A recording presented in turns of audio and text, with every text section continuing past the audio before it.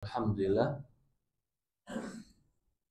hari ini kita masih melanjutkan pembacaan kita dari hadis-hadis yang kita ambil dari buku Riyadhus Shalihin. Tetapi yang kita baca adalah mukhtasar, ringkasan dari hadis-hadis Riyadhus Shalihin. Di pertemuan yang lalu telah kita bahas pentingnya menambah amalan kebaikan di akhir-akhir usia. Yang dimaksud dengan akhir usia yaitu sebagian ulama menafsirkan di usia 40 harusnya seseorang sudah mulai kembali kepada Allah. Karena 40 itu sudah waktunya manusia secara fisik akan kurang kekuatan, secara kejiwaan pun sudah lebih dewasa dan lebih matang, bahkan sudah lewat di puncak-puncak masa mudanya. Karena puncak masa muda itu sebagian menafsirkan di usia 35, 30 sampai 35. Maka penduduk surga itu digambarkan mereka berusia di antara 30 sampai 35. Kalau usia sudah 40, harusnya memperbanyak amal soleh. Cukup masa muda telah berlalu, kekuatan sudah mulai berkurang, penyakit sudah mulai datang, bahkan kelemahan-kelemahan sudah mulai ada. Maka harus banyak beramal soleh. Sekarang yang kita bahas di bab ini adalah apa sih amalan yang bisa kita kerjakan supaya kita bisa mengisi hari-hari kita dengan kebaikan. Tidak ada orang yang tidak bisa beramal baik, tidak ada. Jangan orang yang punya harta sedikit mengatakan saya nggak bisa beramal baik. Kenapa? Karena nggak punya harta untuk sedekah dan untuk haji. Atau jangan orang yang sakit mengatakan saya nggak punya kekuatan untuk ke masjid sehingga saya nggak bisa beramal baik. Atau orang yang mungkin punya keterbatasan di dalam satu hal bukan berarti tertutup bagi dia pintu kebaikan. Pintu kebaikan sangat banyak. Tidak semua orang Allah bagi harta yang sama, tapi semua orang Allah bagi kesempatan yang sama untuk berbuat baik. Tidak semua orang Allah berikan kekuatan yang sama dalam fisik, tapi semua orang Allah berikan kesempatan yang sama untuk menikmati nikmat Allah. Kesempatan tetap sama, walaupun terkadang berbeda dari sisi kelapangan. Jadi hadis-hadis yang kita baca ini bahwasannya banyak pintu-pintu kebaikan yang bisa kita kerjakan. Agama ini mudah. Nggak bisa sholat malam, ada amal lain. Nggak bisa sedekah, ada amal lain. Nggak bisa haji karena kurang mampu, ada amal lain. Banyak amal. Wa may ya'mal mithqala dzarratin khairan yarah. Bahkan Allah mengatakan, barang siapa yang melakukan amalan kebaikan sekecil apapun, Allah akan nampakkan bagi dia. Dalam Al-Quran, berkata Syekh Imam Nawawi, babu fi bayani kathrati turuqul khair. Berkata Imam Nawawi, penjelasan tentang banyaknya jalan-jalan kebaikan, banyak kesempatan berbuat baik, banyak. Dari mulai yang ringan, yang mudah, sampai yang sulit, semua ada. Wa ma taf'alu min khairin fa innallaha bihi alim. Allah berfirman, apapun yang kau lakukan dari kebaikan, sesungguhnya Allah Maha tahu. Sekecil apapun, wa ma taf'al, ini kalimat di dalam konteks bahasa Arab, ini kalimat negatif kalimat. Artinya didahului oleh kalimat tidaklah. Berarti negatif kalimat. Tetapi negatif kalimat ini setelahnya datang kalimat khairin, pakai tanwin. Di dalam konteks Arab maknanya berarti tidak ada satu kebaikan sekecil apapun yang kau lakukan kecuali pasti Allah tahu. Maka di dalam Quran, wa may ya'mal mithqala dzarratin khairan yarah. Barang siapa yang melakukan amalan sekecil apapun, dia akan lihat. Ini ayat sebenarnya memberikan motivasi. Apa yang kau mampu kau lakukan. Jangan kau katakan aku nggak mampu melakukan kebaikan apa-apa. Tidak ada. Semua orang mampu melakukan kebaikan. Sekecil apapun lakukan kebaikan itu. Allah nggak meminta kita yang berat-berat. La yukallifullahu nafsan illa wus'aha. Allah tidak membebani jiwa sesuai kemampuan. Allah akan membebani kita sesuatu yang harusnya kita mampu. Ibadah kepada Allah, puasa Ramadan, sholat 5 waktu. Kalau dia bilang, Ustaz, sholat 5 waktu saya nggak mampu, berat Ustaz. Tidak, bukan tidak mampu. Beda tidak mampu dengan tidak mau. Beda.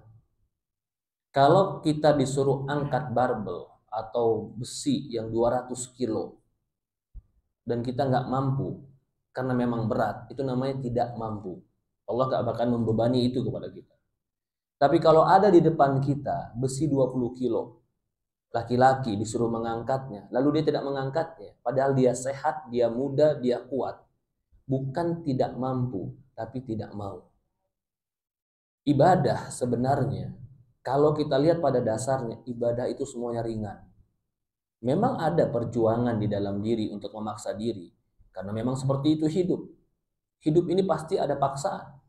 Kita memaksa untuk bangun, kita memaksa untuk bergerak, kita memaksa untuk bekerja, kita memaksa untuk rajin, itu semua paksaan. Kalau kita cuma mengikuti nafsu kita, tentu tidak akan ada kebaikan yang terjadi. Dalam dunia pun seperti itu. Kalau kita ikuti nafsu kita, pengennya tidur, pengennya santai, nggak ada yang kerja, Pak. Akhirnya terbengkalai dunia kita. Dunia saja harus kita pertahankan, harus kita usahakan. Bagaimana lagi dengan akhirat? Pasti harus dipertahankan. Di dalam Al-Quran, man amila salihan fali nafsih. Siapa saja yang berbuat baik, kembali untuk dirinya sendiri kebaikan itu. Ini kata Allah dalam surat Jathiyah ayat 15. Berbuat baik apa saja, pasti kebaikannya kembali kepada kita. Berbuat baik dengan rajin, pasti kita akan memetik buahnya. Berbuat baik karena akhlak yang mulia, karena kita baik sama orang lain, pasti kebaikan kembali kepada kita. Berbuat baik dengan ibadah, bukan untuk Allah. Salat kita bukan untuk Allah. Sembelihan kita bukan untuk Allah. Haji kita bukan untuk Allah. Untuk kita sendiri kebaikannya. Jadi kalau kita dikatakan, Ustaz, buat apa saya salat, Ustaz? Apakah Allah nanti butuh salat saya? Allah katakan di Quran, "Wa ma khalaqtul jinna wal insa illa liya'budun, ma uridu minhum min rizqin wa ma uridu ayut'imun, innallaha huwa razzaqu dzul quwwatil matin." Kata Allah, tidaklah kuciptakan jin dan manusia kecuali ibadah kepadaku. Aku tidak menginginkan dari mereka rizki. Aku nggak menginginkan manusia itu ngasih makan kepadaku, kata Allah. Innallaha huwa razzaq. Allah lah yang membagikan rizki. Coba lihat. Allah perintahkan ibadah, Allah kaitkan Allah nggak butuh apa-apa dari kita, tapi Allah yang membagikan rizki. Yang butuh rizki siapa? Kita. Kalau gitu kita butuh Allah. Bagaimana cara kita menunjukkan kebutuhan kepada Allah? Sholat. Kamu mau dunianya, kamu mau pembagian dia, kamu mau miliknya dia, tapi kamu tidak mendekat kepada pemiliknya.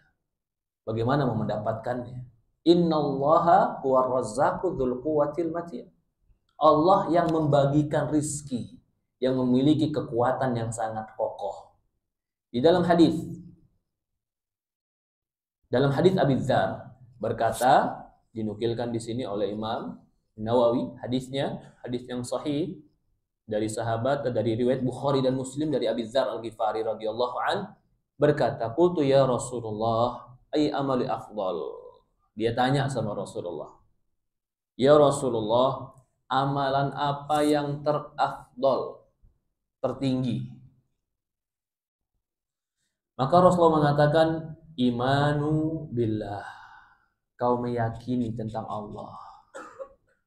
Jadi amalan yang terafdol itu, Pak, adalah keyakinan di hati tentang Allah satu-satunya yang diibadahi.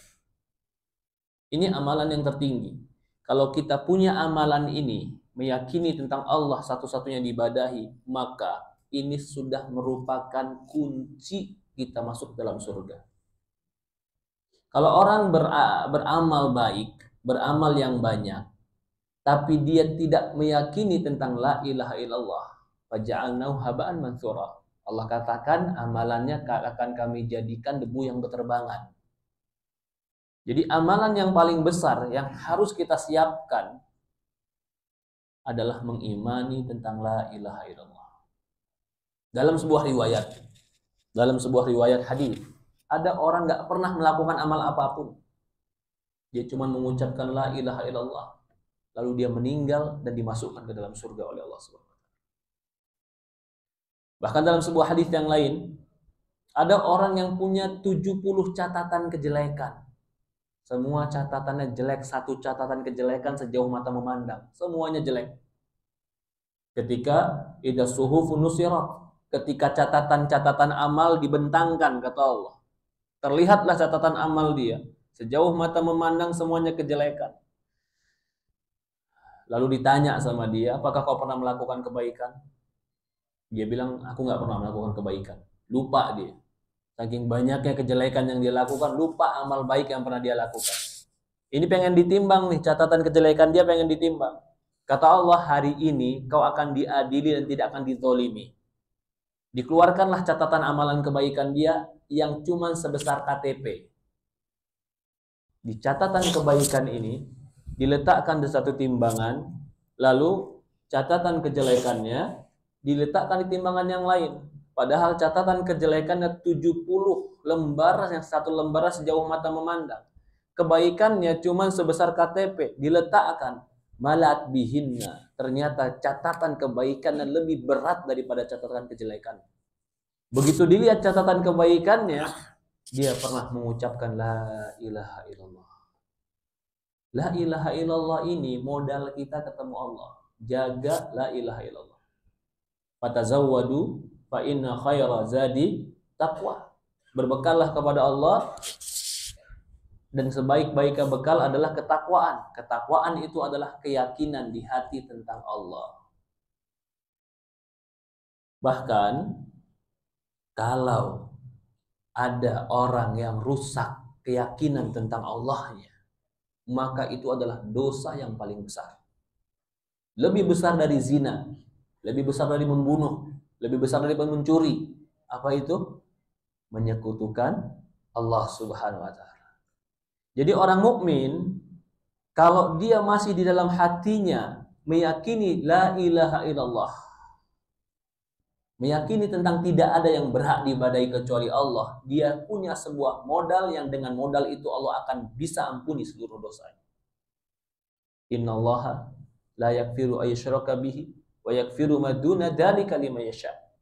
Allah tidak akan mengampuni dosa syirik kepadanya dan mengampuni dosa selain syirik kepada siapa yang Allah kehendaki.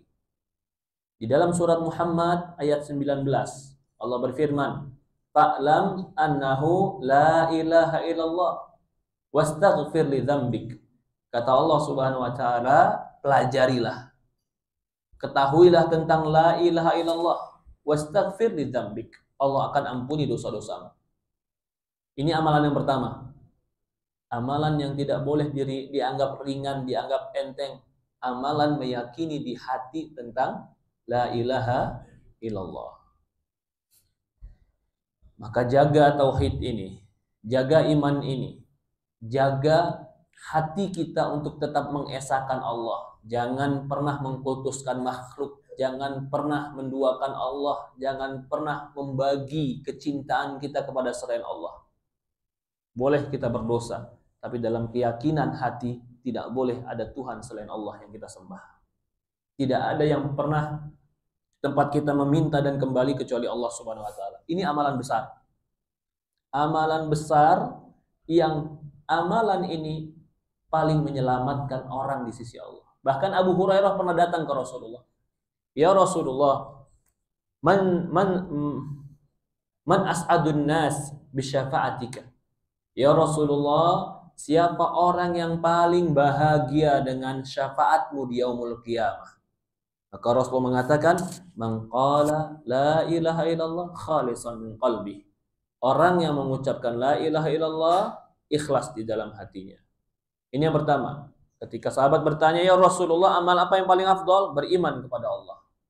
Kemudian jihad fisabilillah.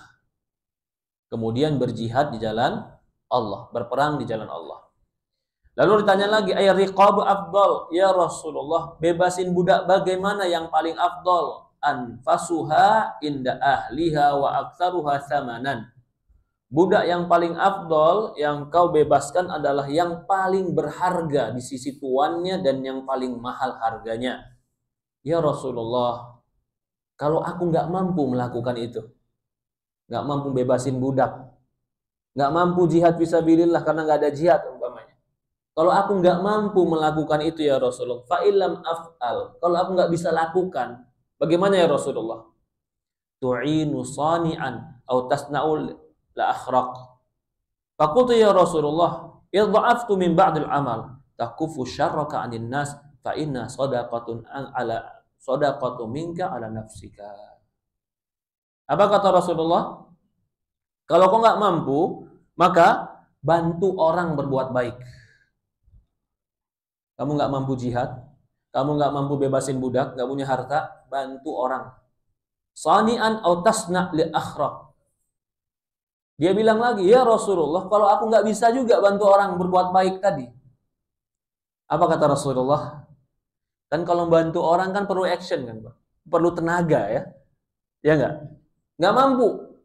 Karena mungkin mengeluarkan tenaga, mengeluarkan usaha. Kata Rasulullah apa sekarang? Kalau kau tidak mampu, kaffu syarraka anin nas. Tahan kejelekanmu dari manusia. Fa inna shadaqatu minka ala nafsika. Kalau kau tahan berbuat jelek pada manusia, itu adalah sedekahmu untuk dirimu sendiri. Adakah orang yang tidak mampu untuk menahan kejelekan? Karena logikanya, Pak, menahan kejelekan, tahan dirimu untuk berbuat jelek, itu sebenarnya perintah untuk diam dan tidak melakukan apa-apa. Jangan cela orang. Perintah untuk apa, Pak? Diam, kan? Jangan cela orang. Perintah untuk diam. Jangan ganggu orang. Perintah untuk diam. Adakah orang yang nggak mampu diam? Ketika kau menahan dirimu untuk diam, itu adalah sedekah untukmu, untuk dirimu sendiri. Bukan untuk siapa-siapa. Sedekah pahala tidak?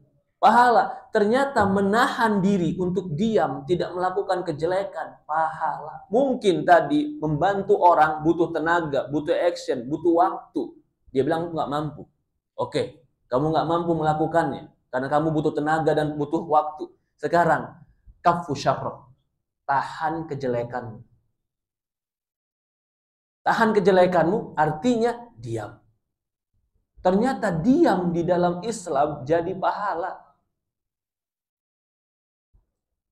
Maka dari itu, ya, bahkan orang yang bisa menahan dirinya untuk diam, itu salah satu sebab dia masuk surga. Sulitan bicara atau sulitan diam, Pak?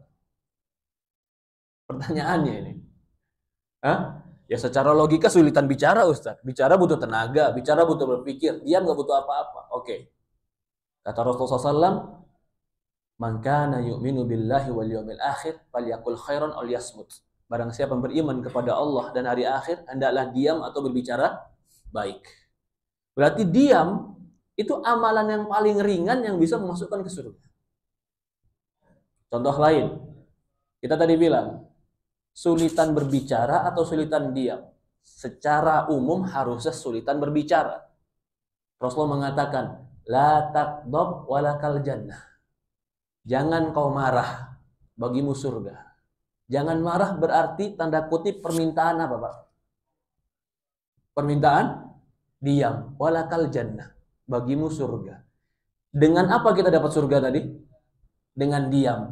Adakah manusia yang nggak bisa diam? Ada manusia yang nggak bisa diam?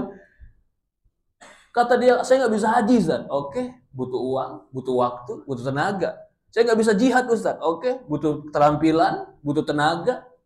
Saya nggak bisa bantu orang. Oke, butuh waktu. Saya nggak bisa diam. Adakah orang nggak bisa diam? Bukan nggak bisa, nggak mau diam. La taqdab walakal jannah. Jangan kau marah untukmu surga. Tanda kutip, diam untukmu surga. Jadi pintu surga itu sebenarnya banyak. Tapi kita kadang-kadang terbingkaikan. Pintu surga sholat malam, pintu surga naik haji. Betul, itu pintu surga, betul. Kita nggak mengingkari itu.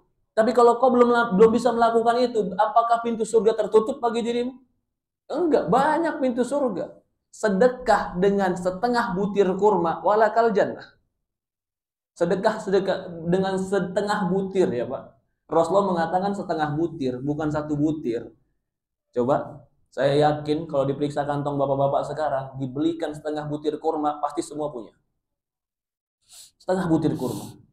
Ittaqun nar walau bisyaqqi tamratin. Jaga dirimu dari api neraka walaupun setengah butir kurma. Jadi sebenarnya pintu kebaikan itu sangat banyak. Tapi kadang-kadang kita menganggap pintu kebaikan itu terbatas.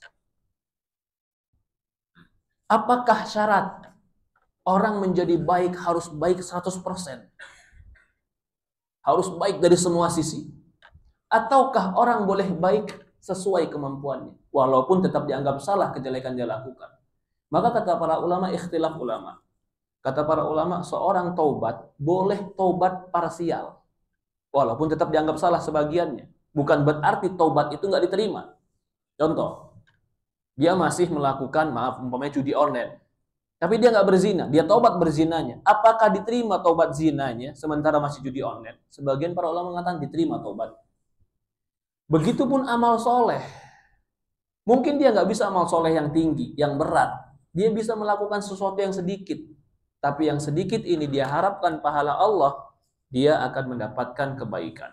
Hadis yang pertama ini ingin menegaskan bahwasannya salah satu pintu kebaikan adalah kaffu syarraka anin nas. Tahan dirimu, jangan berbuat jelek sama orang.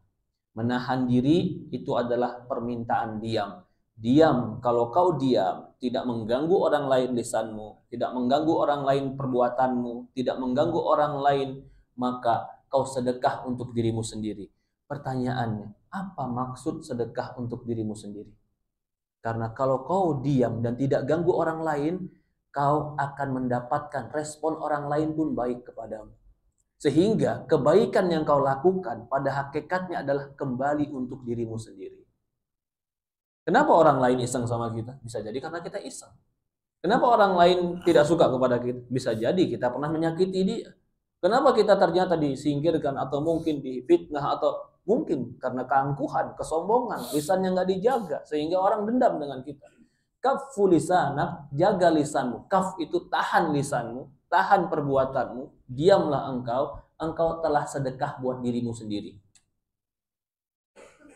Dalam hadis yang lain, hadis yang kedua, dikatakan oleh Imam An-Nawawi rahimahullah ta'ala, Rasulullah SAW qala, yusbihu ala kullu sulama min ahadikum sadaqah. Di setiap pagi, persendian kalian itu selalu bersedekah. Kita punya lebih 360 persendian. Dan setiap sendi ini punya nilai sedekah. Wa tasbihatun sadaqah. Wa tahmidatun sadaqah. Wa tahlilatun sadaqah. Wa takbiratun sadaqah. Wa amr bima'ruf sadaqah. Wa nahy 'anil munkar sadaqah. Yujzi'u min dzalika rak'ataini yarka'uhuma minad duha. Kata Rasulullah SAW, di setiap pagi semua manusia persendiannya itu ada sedekah. Ada buat baik. Mungkin orang bilang, pagi saya nggak bisa sedekah uang. Kenapa? Kenapa nggak bisa sedekah uang? Uang saya nggak punya. Walaupun kau setengah butir kurma nggak punya. Seandainya ada orang kayak begitu, nggak punya setengah butir kurma. Lalu apa yang dia sedekahkan? Apakah nggak ada pintu sedekah untuk dia? Tertutup pintu kebaikan untuk dia? Jawabannya enggak. Engkau mengucapkan alhamdulillah sedekah. Engkau mengucapkan la ilaha illallah sedekah. Engkau mengucapkan Allahu Akbar sedekah. Engkau mengajak manusia kebaikan sedekah.